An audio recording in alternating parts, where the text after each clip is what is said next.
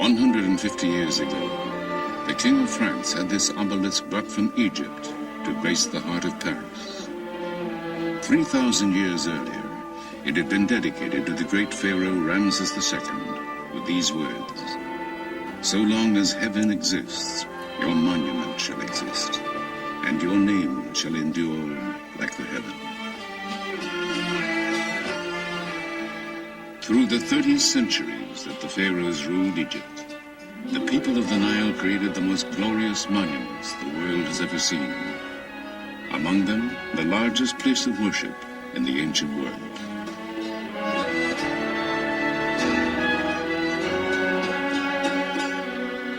These miracles in stone were tributes to their gods and kings.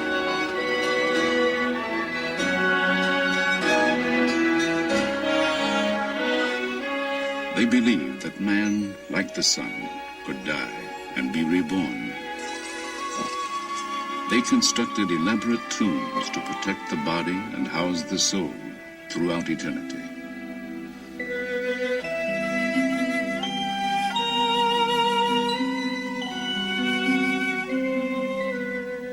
They created guides to the underworld, books of the dead to ensure immortality.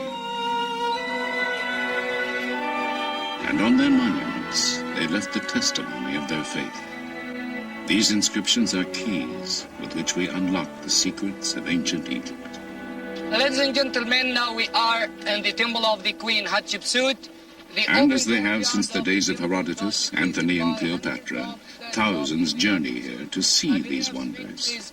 Going down to the Green Valley for the holy visit of Amun-Ra to the goddess Hathor once a year for 15 days. But today, having endured for 50 centuries, these seemingly imperishable structures are threatened. Their fate may be determined in our lifetime.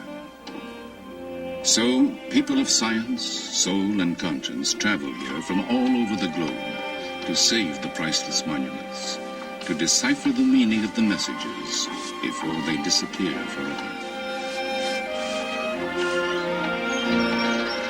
This is the story of the land of Egypt and the quest for eternity.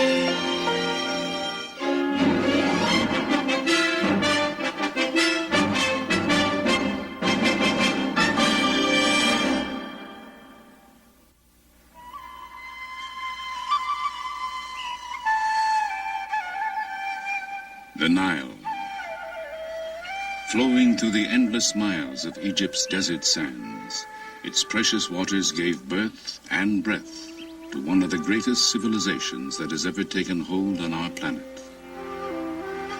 Hail to you, O Nile, went an ancient hymn. Sprung from earth, come to nourish Egypt, food provider, bounty maker, who creates all that is good. The river's annual flooding left rich deposits of silt. Utilizing it, farmers developed a settled life. Sustained by its abundant waters, the land and crops prospered.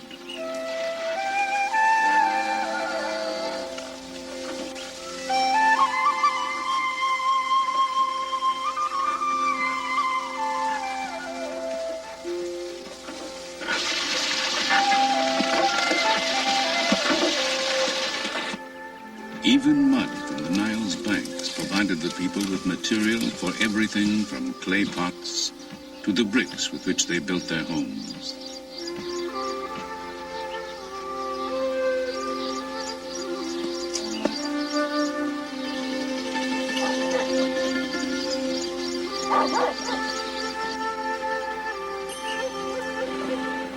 The Nile itself was Egypt's highway. Boats sailed northward with the currents, and south with the prevailing winds.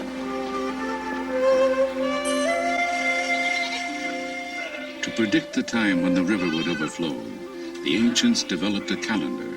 Our own evolved from it. Along the extended oasis of the Nile Valley, a way of life emerged that still endures today, virtually unchanged from the furthest reaches of recorded time.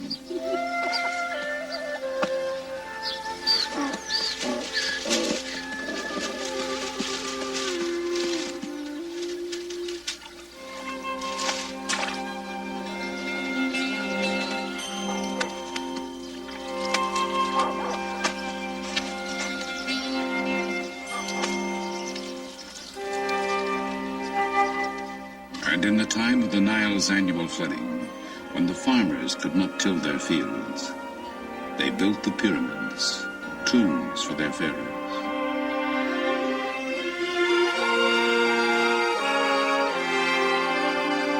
All that remains of the seven wonders of the ancient world, they were stairways to heaven, for to all Egyptians, their religion promised an afterlife. The largest monument ever constructed, the Great Pyramid, contains more than 2 million immense limestone blocks, each weighing over 2 tons. 100,000 men toiled for 20 years without wheel, horse, or iron tools to create it, that their pharaoh might join the sun god and live in eternity. This dedication to gods and kings was to sustain the Egypt of the pharaohs for 3,000 years.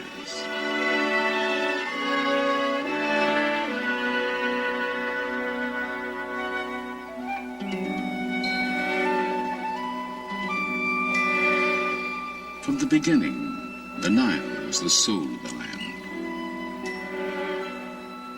The lotus growing on the riverbanks symbolized the people of Upper Egypt. The papyrus, shimmering in the marshes of the delta, was the symbol of Lower Egypt. Immortalized on this tablet of slate, a king known as Narmer wears the high domed crown of Upper Egypt on one side, the low, curled crown of Lower Egypt on the other. It commemorates his unification of the two lands to create the nation of Egypt in 3100 BC. From that time, Egyptian kings would wear both crowns as rulers of the two kingdoms of Upper and Lower Egypt. The two lands have remained linked from Narmer's time to the present. Isolated from its neighbors, protected by mountains, desert, and sea, the Nile Valley was an ideal crucible in which a civilization could begin. Traces of those beginnings can be found in the city of Meccan. The site, still populated today, holds evidence of habitation stretching back 6,000 years.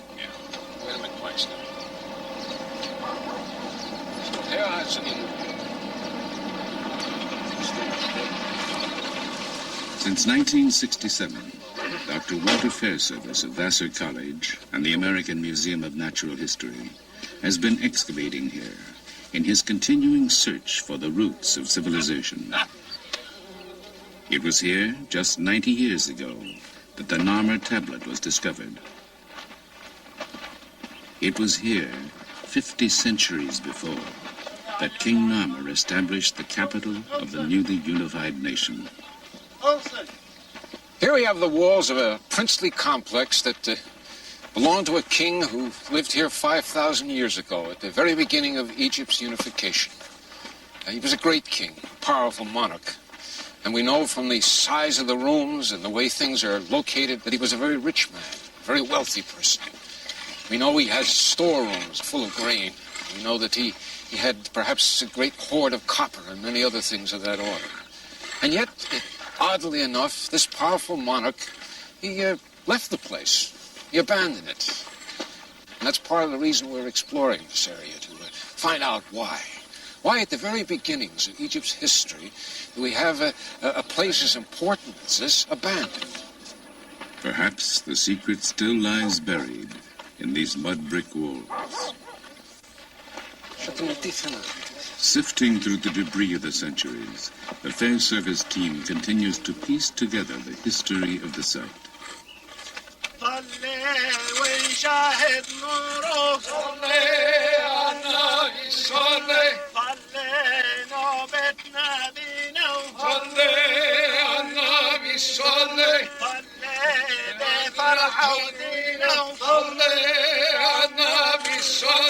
Many threads bind Egyptian prehistory and history, but none is stronger than the belief in immortality.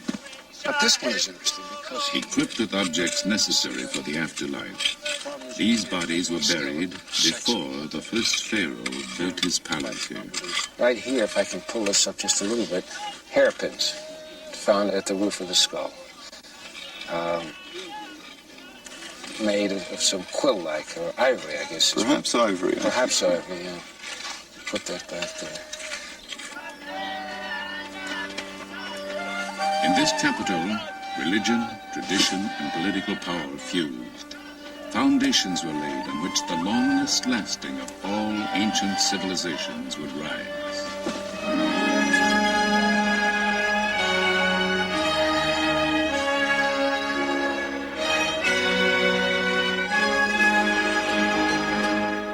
2,000 years later, Egypt's religious capital was Thebes, one of the richest, most powerful cities on earth.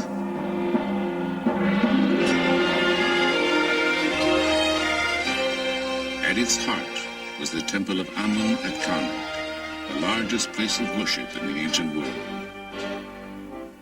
As dynasty followed dynasty, the great complex was enlarged and embellished by a succession of pharaohs. Tutankhamun, whose fabulous tomb treasures dazzled the world. A female pharaoh, Hatshepsut, called the first great woman in history. The heretic Akhenaten, first believer in one god.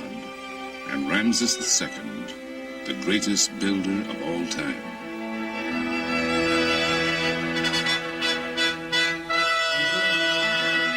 Called Ramses the Great, Pharaoh while Egypt's power and prosperity flourished, this warrior king was to rule for 67 years, bring peace to the empire, father nearly 200 children, and leave his mark on fully half the monuments in Egypt.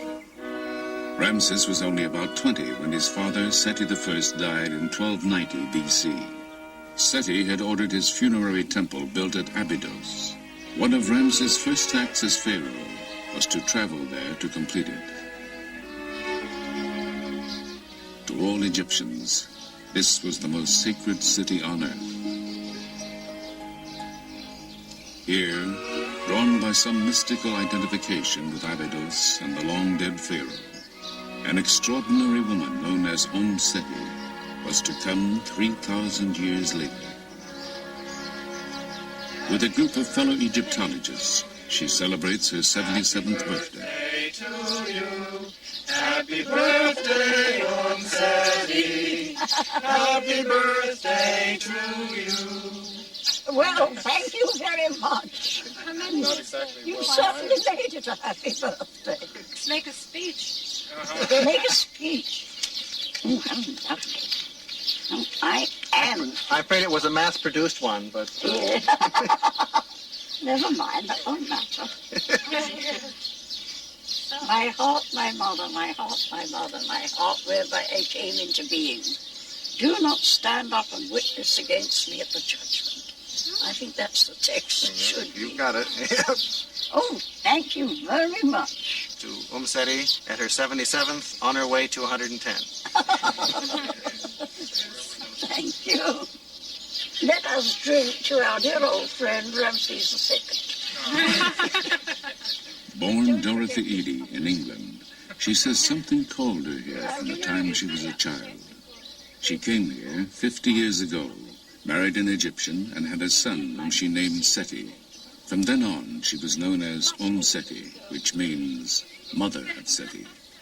She has devoted the last 30 years of her life to the study of Seti I's temple and become an expert on him and Ramses II.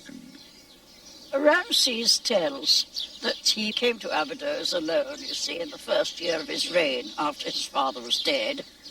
And he found that the decoration of this temple was incomplete. In the inscription he says that I ordered the work of my father to be completed, and all the works which my father had started and were still incomplete, I had them finished. And then he goes on as if he's speaking to the soul of his father, you see, and telling him that all that Seti had wanted to do and died before completing, and all his plans and ambitions, Ramses would complete it. And he said, so long as I am ruling, it will be as though you are still on the throne. He was a nice fellow, and he was a very good son. When Seti came here for the Egyptian Department of Antiquities, the temple was in ruins. Its reconstruction became her passion. They confronted me with a pile of fragments of inscribed stone. There were over 2,000. Some were very small, some were very big. My job was to copy the inscriptions on them, catalogue them, and where possible, fit them together.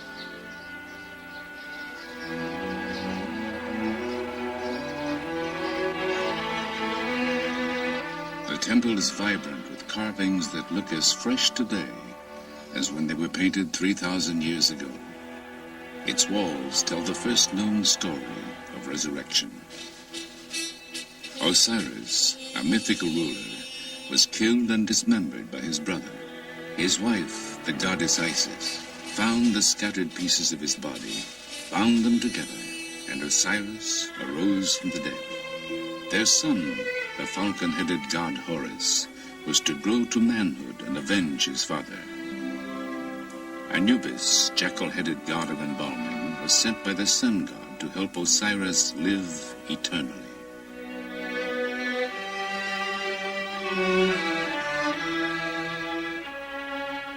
The Egyptians believed that because Osiris died and rose again, they too could achieve immortality.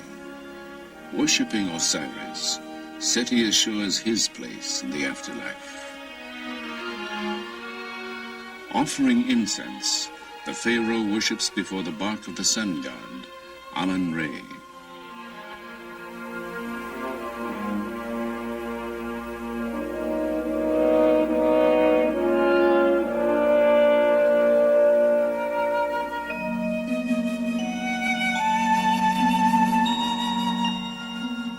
Just as Seti offers bread, ducks, figs, and a pomegranate to Isis, Seti follows the ancient beliefs. Oh yes, every year at the great feast, and again on the birthday of the gods Osiris and Isis, I come here with offerings of wine, bread, and incense. Oh, I love coming here. It's a place I really do feel at home.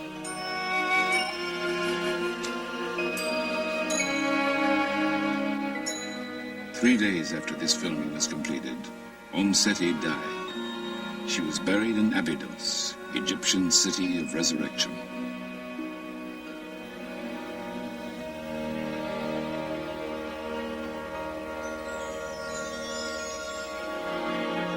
In the time of Ramses, the most powerful deity of the living was the sun god, Amun-Re. He was patron of the city of Thebes, located on the Nile between the first capital, Nekhen, and Abydos. On the east bank, where the sun rises, were temples dedicated to the sun god, Karnak and Luxor. On the west bank, where the sun buries itself each day, was a complex of tombs where royalty was buried, the Valley of the Kings and the Valley of the Queens.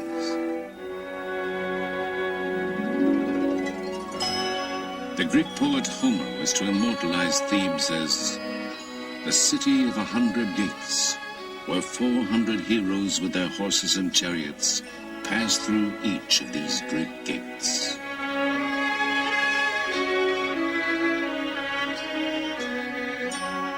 While Ramses reigned, Thebes was splendid. He ordered beautiful additions made to Luxor Temple, gigantic statues, obelisks, and courts dedicated to the glory of Amun-Re.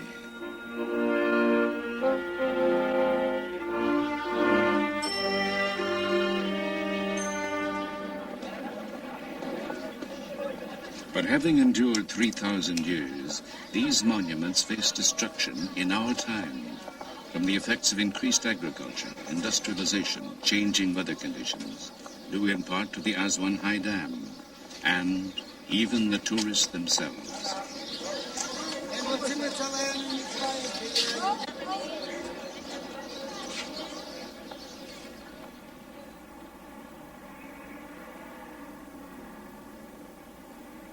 In 1924, in response to the impending crisis, the Oriental Institute at the University of Chicago established a permanent headquarters in Egypt.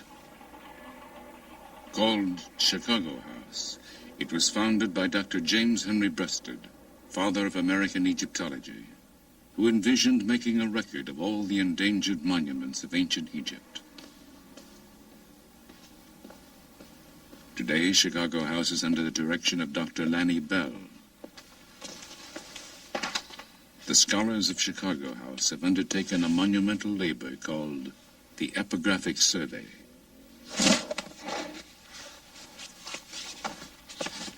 Over the past 50 years, the Oriental Institute has published an epic series of volumes containing the results of the survey. Utilizing an ingenious combination of photography and draftsmanship, the Chicago House Egyptologists create facsimile drawings of the monument's carved and painted surfaces, the only record that will remain when the hieroglyphs and decorations have disappeared forever from the temples.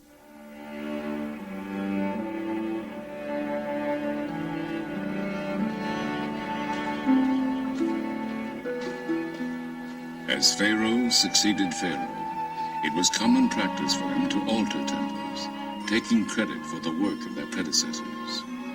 By interpreting successive decorations, the Chicago House team is decoding the history of Luxor Temple. صباح الخير. صباح الخير بخير. ازيكم؟ دكتور. كويسين؟ الحمد لله. سلامات. As the glory of pharaonic Egypt faded, people built houses inside the temple. Their debris buried much of it for 2,000 years. When excavation started 100 years ago, the stone walls were suddenly exposed to the air. Since then, salts leaching out of the stone combine with moisture in the air, creating crystals that slough off, taking the images with them. The salt on the walls makes our work urgent. The reliefs are being dissolved, so that within a period of 200 years, the temple will still stand, but all of the decorated surface will have flaked off. When they are gone, we want there to be a record as accurate as humanly possible of the decoration, so that scholars will be able to consult our drawings and be sure that the reliability is such that any questions they have about the decoration will be answered in our volumes.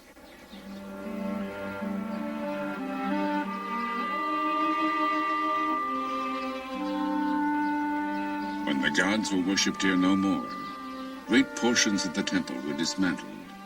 Large blocks were broken into smaller pieces for reuse as building material. Thousands of them have been collected over a 30-year period. Chicago House is conducting a systematic search of the fragments to reconstruct a section called the Lost Colonnade.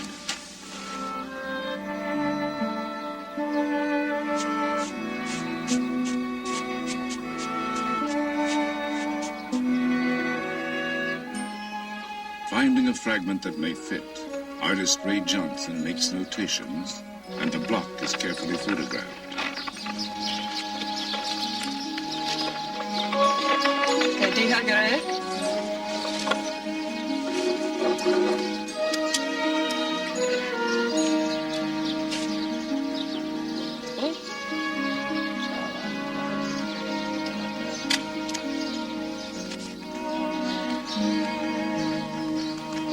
An artist pencils, then inks in the lines of the photograph, making corrections and replacing what time may have removed.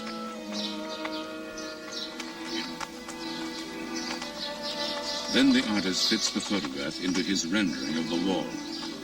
Only the areas within the inked lines have actually been found. But from the salvage fragments, it is sometimes possible to reconstruct the entire design created by the original artist 3,000 years ago.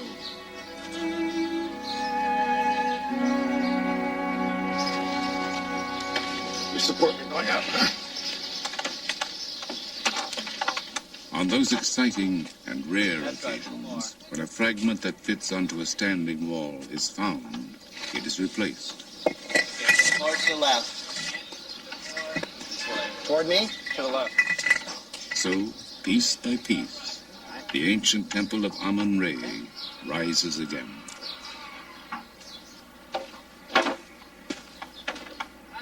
The investigations at Chicago House have revealed that the colonnade of Luxor Temple is the major standing monument of Tutankhamun. To completely evaluate its architectural history, the inscriptions at the top of the structure must be photographed. Ladders reaching 5 stories high have been assembled.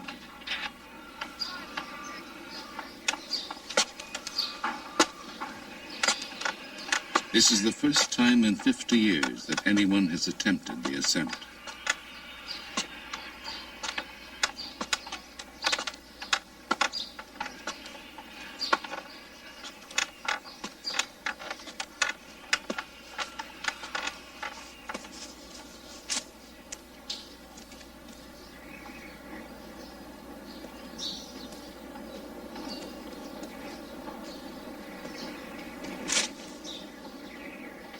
On the 70-foot-high columns, Dr. Bell studies the techniques used by the artisans of antiquity. Here they inserted wooden blocks to stabilize the structure as they fitted it together.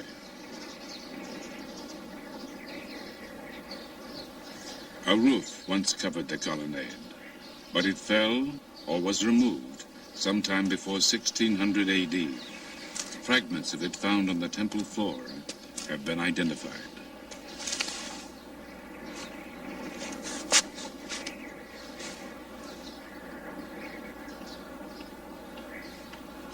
In assessing the temple's past, Dr. Bell's thoughts inevitably turn to its future. Paradoxically, the vibrations caused by the endless footsteps of the tourists who visit each year, even the carbon dioxide they exhale, are eroding the irreplaceable treasures they come to enjoy.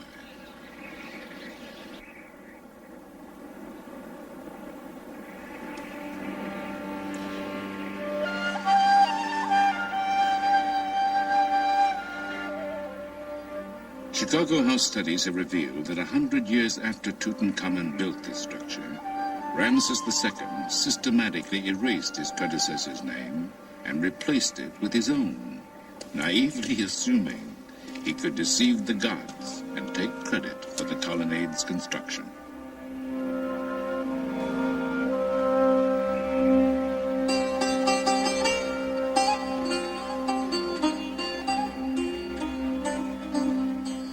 But Ramses also added to the majesty of Luxor Temple. He built a massive entrance, the horizon from which the sun god goes forth. From reliefs we can reconstruct a dazzling annual festival, the Feast of Opet.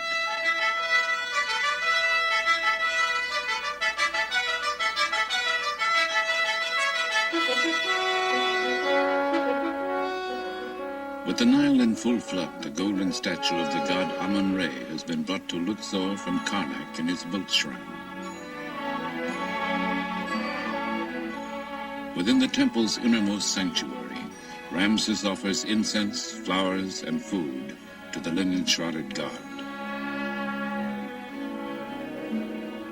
The sacrifices and ceremonies concluded, priests lead the procession out of the temple, purifying the way before them.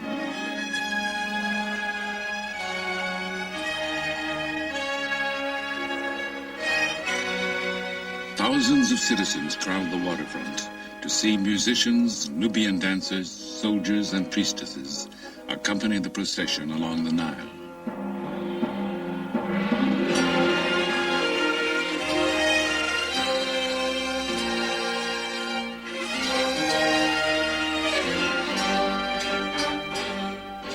The shrine of the god is placed on its sacred bark, and in great ceremony, priests, god, and pharaoh are towed back to Karnak Temple.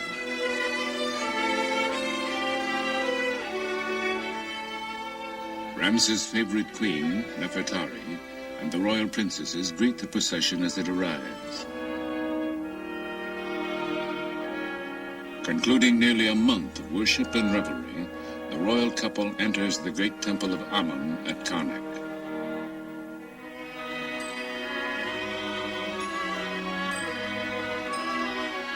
Within the sacred precincts of the temple, the shrine carrying the golden statue of the god is hidden from public view until the next year.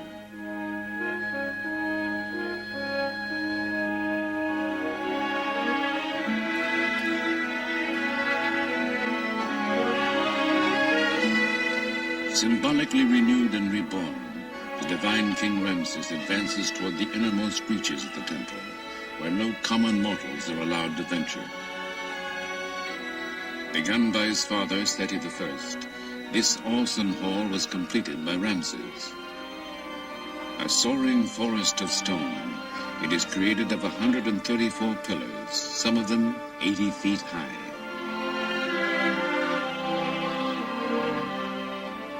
Ceilings and columns are ornamented with Ramses cartouches, magical ropes that surround the king's name to protect him from evil. In the hieroglyphs of his name is the message, "It is Re, the sun god, who bore him." From the sun god, the pharaohs drew their right to rule, their divinity, their legitimacy, and crowns. So they constructed this mighty city of God. 100 pharaohs enlarged and embellished it over a period of 2,000 years, a creation that did not cease until the Christian era, that has resumed as modern archaeologists restore this timeless testimony of faith.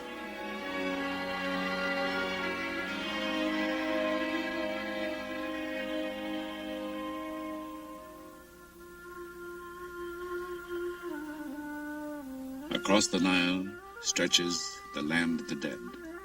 Here, in mystical imitation of the setting sun, the bodies of the deceased were laid to rest, that they might rise again as the sun did each day.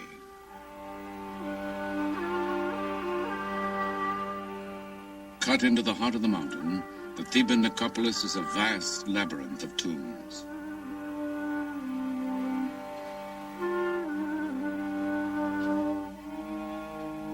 Here, Ramses' architects built his splendid mortuary temple, the Ramesseum. In its forecourt lie huge fragments of his colossal statue, 1,000 tons of granite that once rose 57 feet in height, that inspired Shelley's sonnet Ozymandias, in which he called the pharaoh King of Kings.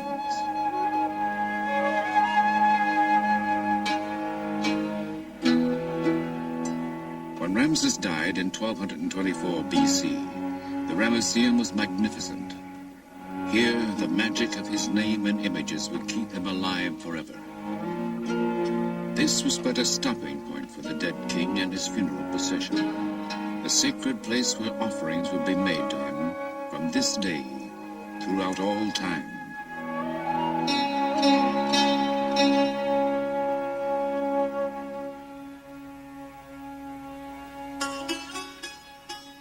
Though mourners wept, they knew that if properly provided for, one could live forever. So they carried with them everything the dead might need for the voyage through eternity. For a king, there would be boats in which he could sail endlessly on the Nile.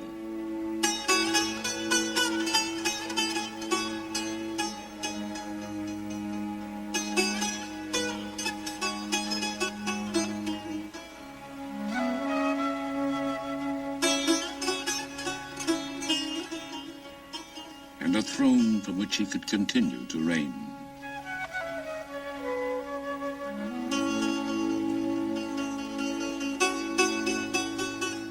Even magical figures will be provided to do his bidding in the afterlife.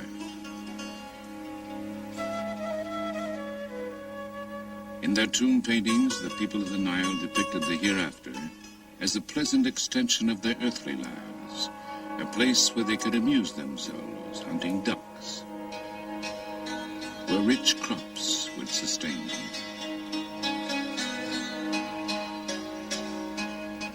The deceased carried with them books of the dead. They instructed the departed on how to avoid the gods and demons that would attempt to bar their way. Her body, painted with stars, a goddess of the sky, stretches over a reclining god who represents the earth. Between them, a winged form of the sun god sails through the netherworld.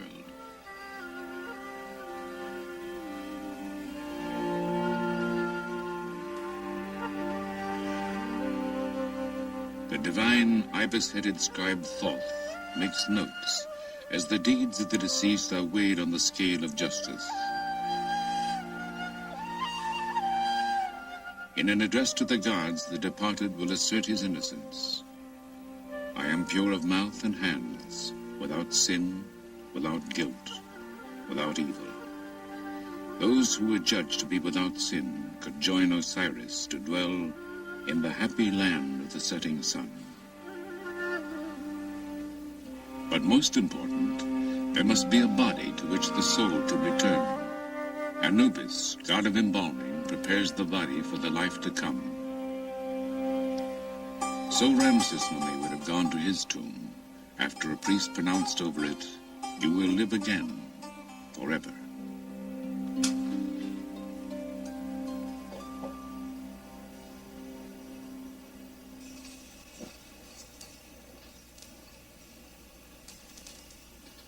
The tomb of Ramses II.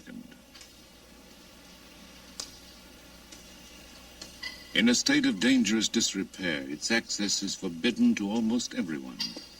But a team headed by Dr. Kent Weeks of the University of California at Berkeley has recently mapped it. In the dynasty following Ramses, the royal tombs were systematically plundered. As a last resort, priests collected the surviving royal mummies and hid them. In 1871, a grave robber found Ramses II where he had lain undisturbed for 3,000 years. Reclaimed by the Egyptian government, the mummy of Ramses now reposes in the Cairo Museum, far from the Valley of the Kings.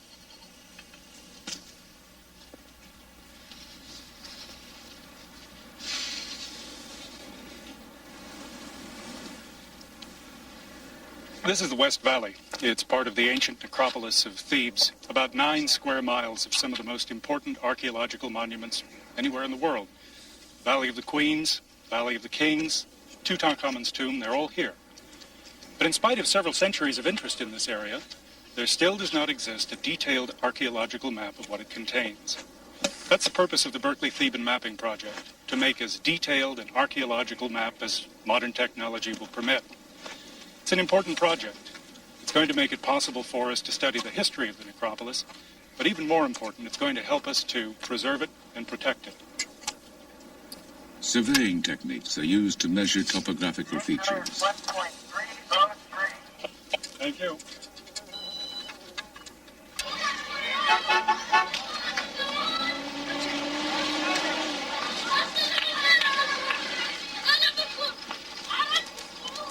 At headquarters in a village below the necropolis, the team reviews its findings.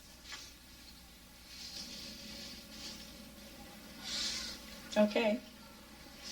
Can you see Q2 there above the temple at Deir Medina? Aerial photographs are used to plan tomb mapping for the next day in the Valley of the Queens. Right above the temple. Yeah, right there. Okay, that's the first point we'll occupy tomorrow morning. When surface measurements are combined with plans of the tombs, they will create new and revolutionary three-dimensional maps.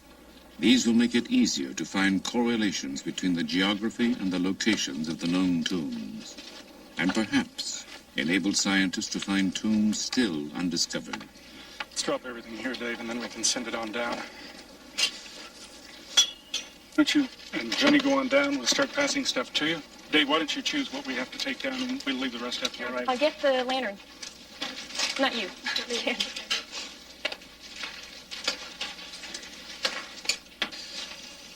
Let's finish that rear chamber today if we can, Dave. I think we can let any fellows 13 men to be back. Looks like a steep set of stairs. Yeah, watch your step, people. It is, everybody. I got it? Okay. You're welcome, William.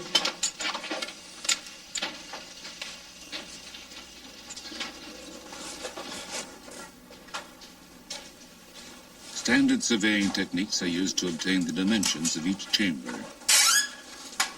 Every archaeological detail will be drawn and recorded.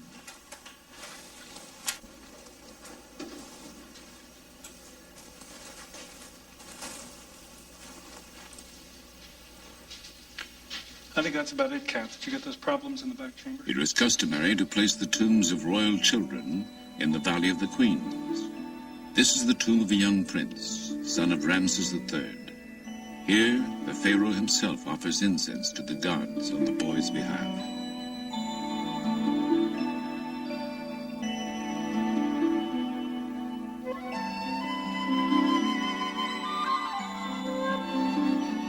In these touching scenes, the pharaoh leads his 9-year-old son into the presence of the divinities of the underworld. Carrying the feather of truth, the boy obediently follows his father.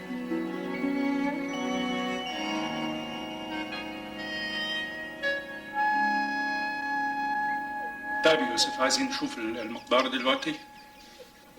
كويس. It is believed the ancient sculptors and painters lit the interiors of tombs and temples with polished metal reflectors used as mirrors. And these scenes were filmed under the same conditions. نور هناك؟ كويس. شوف المراية تاني. شكرا. شكرا جدا. This is the tomb of Nefertari. Though Ramses had at least 4 royal wives, she remained his favorite. Due to humidity caused by increased irrigation in nearby farmland, the exquisite murals of her tomb are flaking off.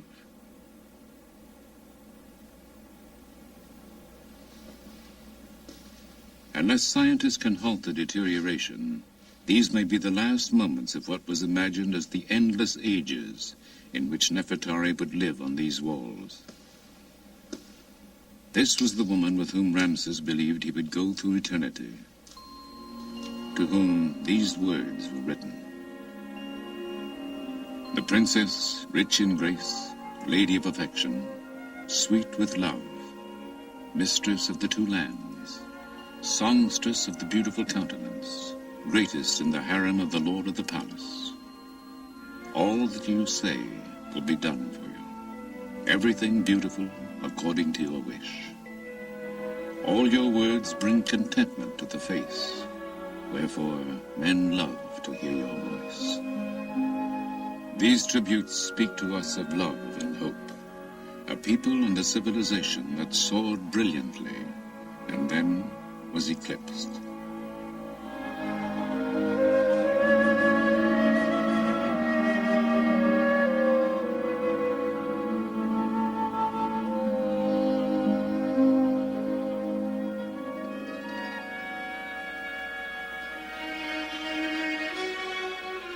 Here at the Temple of Isis, built on an island in the Nile, the religion of ancient Egypt had its last stronghold.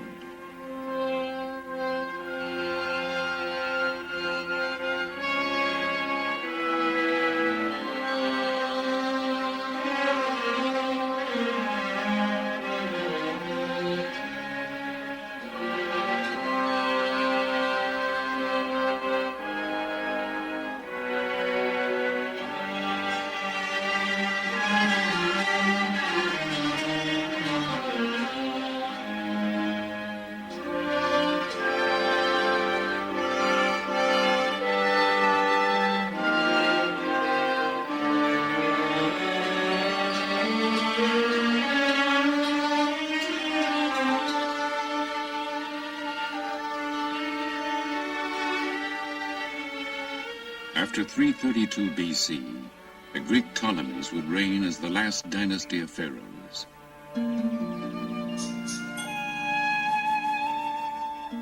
Embracing the Egyptian religion, they built this temple dedicated to the worship of Isis, divine symbol of motherhood, her husband Osiris, and their son Horus.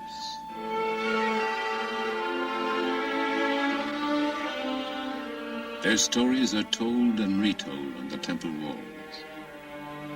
But the story of another holy family was to sweep over Egypt. The carvings, now considered pagan, were chiseled away. Christianity became the state religion, and in the 6th century, this temple became a Christian church.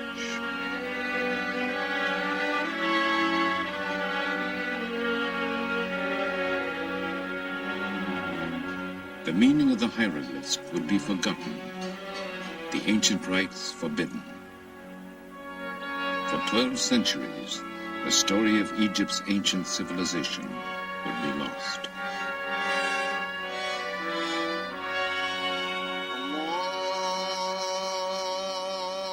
In 640, Islam and the teachings of Muhammad swept over the country.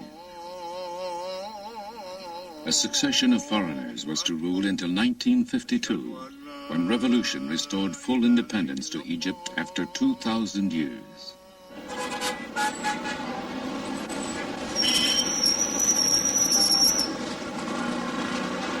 Cairo is the African continent's largest city.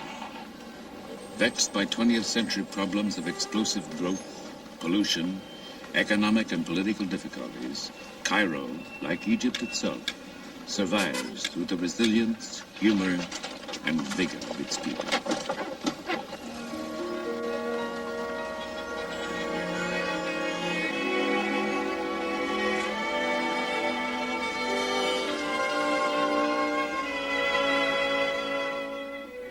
Facing an expanding population and an emerging nation's need for energy, the Aswan High Dam was built in the 1960s.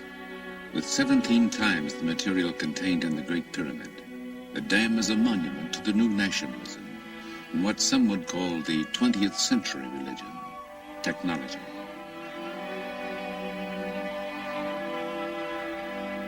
Behind the dam, Nubia was flooded. Much of this ancient land disappeared beneath the rising waters of the Nile. And at Abu Simbel, a magnificent temple hewn from a sandstone monolith, the newly forming lake licked at the feet of these colossal images of Ramses II. A concerned world realized that the temple would soon be engulfed. How could it, and the temple of Nefertari, which flanked it, be saved?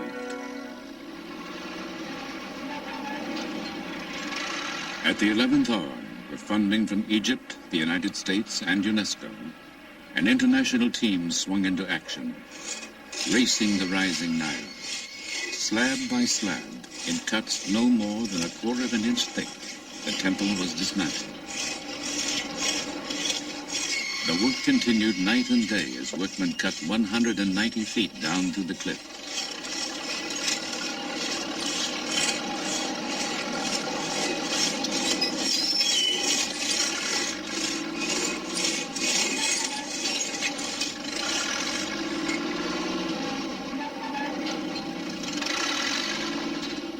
Coded for storage, the sections made a giant jigsaw puzzle.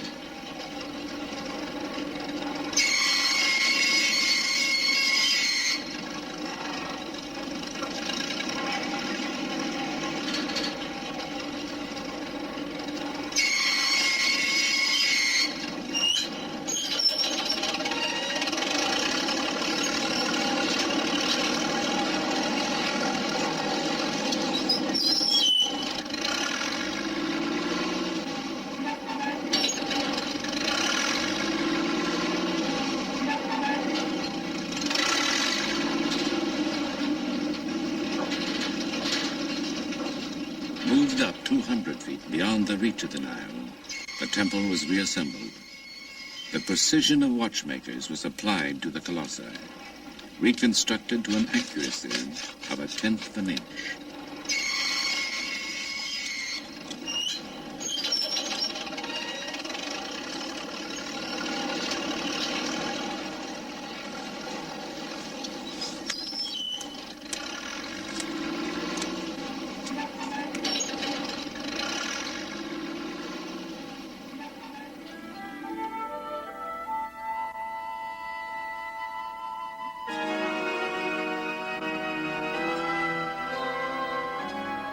Ramses' temple was designed by ancient priest astronomers so that the sun would penetrate deep within to bless a figure of the pharaoh on the jubilee that celebrated 30 years of his reign. In our time, engineers have resituated the temple so that the sun still streams in on the pharaoh on each anniversary of that day, 3,200 years ago.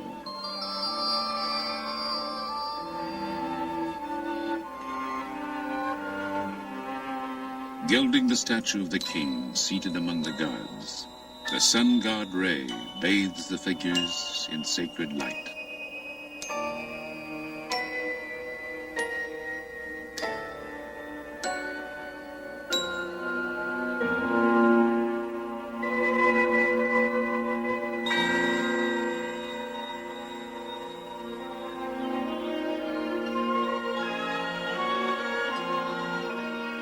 Why have people come here since the days of ancient Greece and Rome? These works are expressions of the quest for the meaning of life itself, a longing for connection with the gods, a need for beauty, a hope for immortality. They are worth knowing and worth saving because the record of the past tells us something of ourselves and hints of our future. Here, Egyptians and travelers alike raise their eyes to Ramses, speak of him, remember him as a leader who signed the world's first major peace treaty. It reads, "Beginning with this day, in order to bring about good peace and good brotherhood between us forever, he is in peace with me, and I am in brotherhood with him, and I am in peace with him forever." In the religion of the ancient Egyptians, to speak of the dead is to make them live again. For Ramses, the quest for eternity has been fulfilled.